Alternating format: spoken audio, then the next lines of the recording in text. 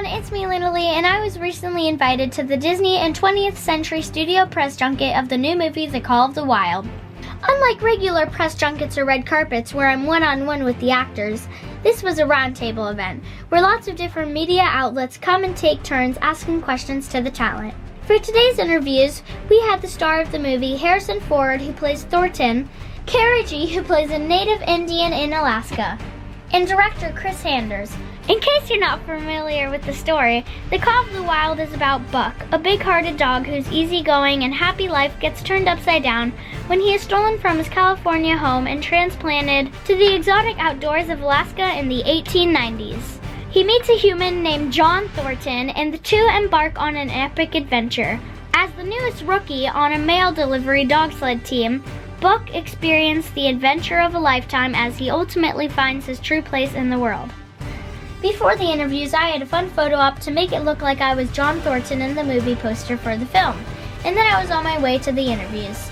They didn't allow us to record video, but we were able to take a few pics at the very end as the interviews ended.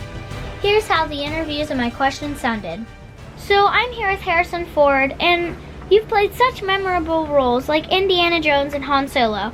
So was there something you felt was iconic about this character that made you want to play it? Look, I'm always looking for a good part. I'm looking for a movie, an opportunity to bring a story to an audience and to have them find value in it. And this movie, one of the things I think that we get from film that's really important is the experience of being present in the context of a story and not knowing how you're going to feel about it. And that's why I really encourage people to see this kind of movie in a theater. And it has such scope and scale, even though a lot of that is generated by computer graphics. Mm-hmm. It's done so beautifully, so sensitively, that I think it's really a remarkable achievement. So in the Star Wars movie, you at least had an actor in a Wookiee costume to act opposite of. But in Call of the Wild, you had to pretend to interact with a dog that would be added later in CGI. Was that hard? The job of an actor is to pretend. We had no dog in the movie, but we had a wonderful actor and former Cirque du Soleil gymnast who was a presence, an emotional presence for me to relate to. And he could move, and he moved like a dog. He was an aid to animation because he would do the scene and then they would animate the dog over him. So do you have any advice for the next generation of actors who want to have a career in Hollywood? What advice would you offer them? Just think about one thing. Be useful to the telling of the story. Don't think it's all about you. That's not what acting is. Be useful. Make yourself useful. It's not all about you. Thanks, Harrison. Take care. Okay, so I'm here with Chris Sanders, the director. Why do you think this book has remained so popular throughout the years? I think it's one of the reasons that this book endures. Everybody grows up and everybody starts their journey, and there's no telling where you're going to go. You know, there's never a plan. And I think that's one of the reasons that this story has endured, and one of the things that I found very exciting about it is that Buck goes out into the world somewhat unwillingly, but he does a good job. He gets in touch with these gifts that he always had but never knew he had. But he does so with his nature intact. I'm very inspired by this story because Buck, his gentle nature stays intact throughout. As the director of this movie, what do you hope the audiences will take away or love most about this movie? I think it gives people something that they can really hold on to, be inspired by, and to also talk about it. I think that things, I mean, of course, in my own life, there have been surprises and things that are unexpected, and you have to navigate them.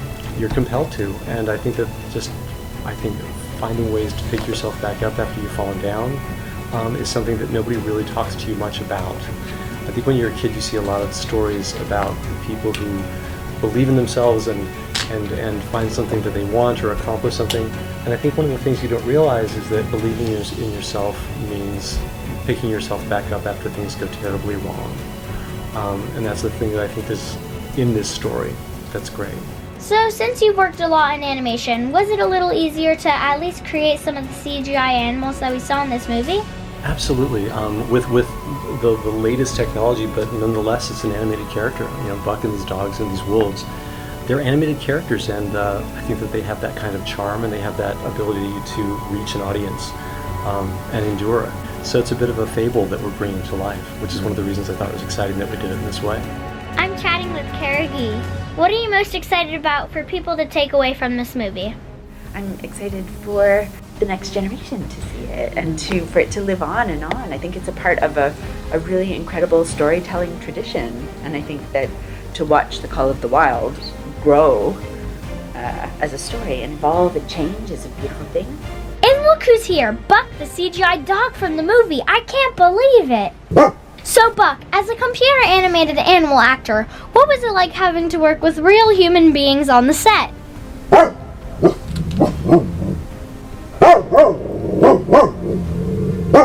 Oh, interesting. I didn't even think of it that way.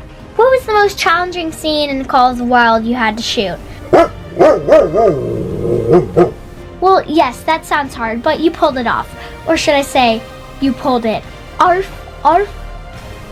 Can you offer any advice to any young CGI characters hoping to make it as professional actors in Hollywood? Great advice. Thanks, Buck. So I hope you enjoyed listening to my interviews with the cast and crew of The Call of the Wild.